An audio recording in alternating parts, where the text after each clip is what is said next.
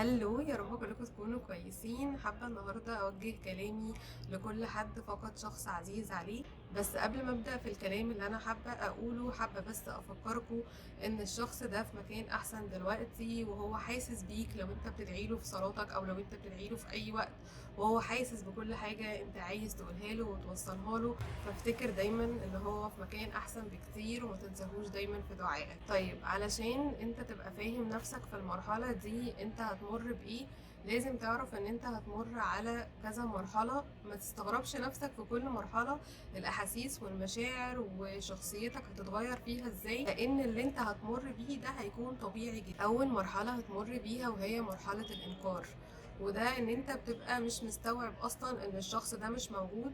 تقنع نفسك ان لا، اكيد اللي حصل ده ما حصلش، اكيد انا في حلم، اكيد اللي بيحصل ده مش حقيقي. وكل الاحاسيس اللي انت بتحسها في وقتها دي طبيعية جدا، لدرجة ان انت ممكن تقنع نفسك ان انت ده وقته هيعدي وهترجع تلاقي الشخص ده موجود مرة تانية.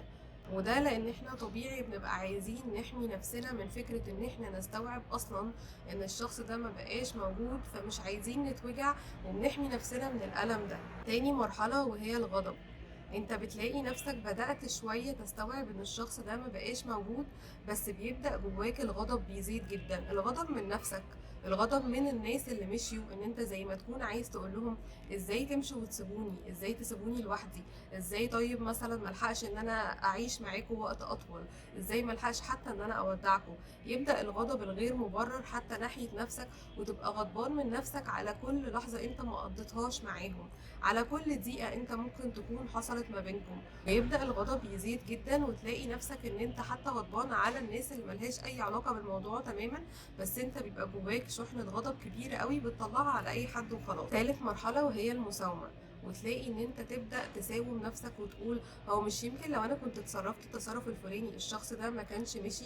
مش يمكن لو انا كنت لحقت وعملت الحاجة الفلانية ما كانش حصل له اللي حصل ده ولسه موجود جنبي؟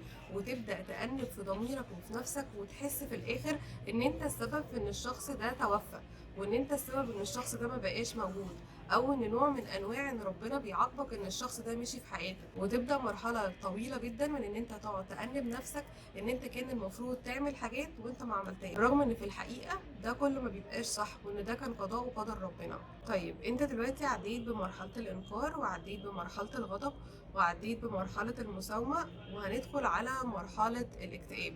وهي ان انت خلاص قفلت من كل حاجة في الحياة. انت مش طايق ان انت تروح شغلك، مش طايق ان انت تشوف ناس، مش طايق ان انت تعرف حتى اي اخبار عن اي حاجة بتحصل في الحياة. وتلاقي نفسك وصلت لمرحلة ان انت مش عايز تخرج من باب اوضتك، مش عايز تعمل اي حاجة. وللأسف بيبقى في مرحلة من مراحل الاكتئاب دي لازم ان انت تروح لمتخصص يساعدك ان انت تخرج من المرحلة دي. بس في حاجة مهمة حابة ان انا اقولها عن المرحلة دي، ما تحاولش ان انت تتخطاها. يعني ما تحاولش ان انت تقنع نفسك ان انا لا خلاص انا تمام، انا مش متضايق. لا، سيب نفسك تعيش كل الاحاسيس الحزن والاكتئاب، لان لو انت تخطيتها هتلاقي ان في شحنة جواك متكومة هتنفجر فجأة بدون اي انذار.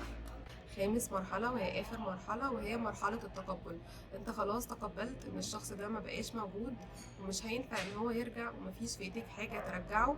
بيبقى جواك نوع من انواع الهدوء، بس ده مش معناه ان انت حياتك سعيدة ووردية، بس يبقى جواك رضا ان خلاص انت تقبلت قضاء الله وقدره. طيب، انا دلوقتي عرفت ايه المراحل اللي انا همر بيها. طب انا عايز اعرف انا هتعامل ازاي مع الفقد ده. اول حاجة وهي اقبل الحزن والوجع والضعف اللي جواك. خلي كل اللي جواك يطلع لحد قريب منك او حد انت بتثق فيه، حتى لو كان كلام غير مبرر او كلام مش مفهوم، بس طلع كل اللي جواك. لان لو انت فضلت تكبت المشاعر والحزن والكلام ده جواك، هتلاقي نفسك ان انت تعبان اكتر ومش قادر تتقبل اللي حصل اكتر واكتر. فطلع اللي جواك واسمح لنفسك بالحزن، حتى لو المدة طالت شوية، بس ان انت تسمح لنفسك بانك تحس بالوجع والحزن، ده جزء كبير جدا من ان انت تعدي المرحلة دي بسلام. تاني حاجة وهي ان انت قرب من ربنا اكتر. ابدأ ان انت صلي اكتر وادعي اكتر واقرا قرآن اكتر، وهتلاقي ان ربنا زي ما يكون بيطبطب عليك وبيديك ثواب على ان انت صابر على قضاءه وقدره. وحاجة كمان، وانت بتدعي ربنا كلمه بكل حاجة جواك، كلمه بكل احساس انت جواك، كلمه بكل ندم او ضعف او حزن جواك. وصدقني مادام ربنا جنبك انت هتعدي مراحل كتيرة قوي بسلام، وهتكون قادر ان انت تقف على رجليك مرة تانية. تالت حاجة وهي ان انت حاول ان انت تقرب وتسمع من ناس مروا بتجربة شبه تجربتك.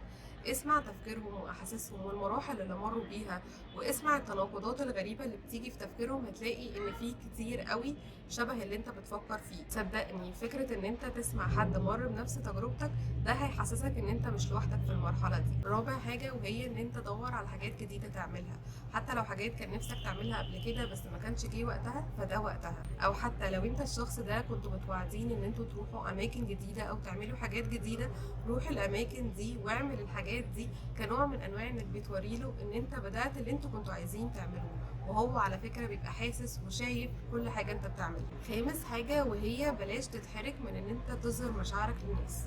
يعني لو انت بدأت ان انت تنزل شغلك او بدأت ان انت تتعامل مع الناس، لو انت لسه حاسس بنفس احساس الحزن، لو انت عايز تعيط، لو انت عايز تخرج مشاعرك، ما تتكسفش وتقول لا انا وسط ناس انا ما ينفعش كده، او ايه ده هيقولوا عليا بعد الفترة دي انا لسه حزين نفس الحزن، او ايه ده لا هينفروا مني. لا ما تتحركش. ولو حد كان فكر لك بالشكل اللي يقول ايه ده هو لسه متضايق ايه ده ويستغربك، يبقى اعرف ان هو مش شخص اصلا يستاهل ان انت تقرب منه ولا تكون صديق ليه. سادس حاجة وهي اخر حاجة، ان علميا ان البني ادم بيبدأ يتقبل فقدان شخص عزيز عليه بعد 18 شهر، يعني سنة ونص.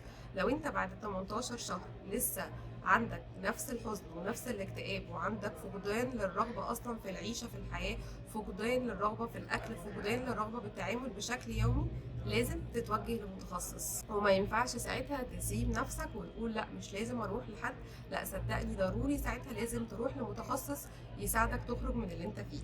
واخيرا، فقدان حد عزيز علينا من اصعب الحاجات اللي ممكن تمر علينا في حياتنا، بس افتكر ان دايما ربنا جنبك وهو هيطبطب عليك، وان الشخص ده في مكان احسن. اشوفكم يوم تاني ان شاء الله.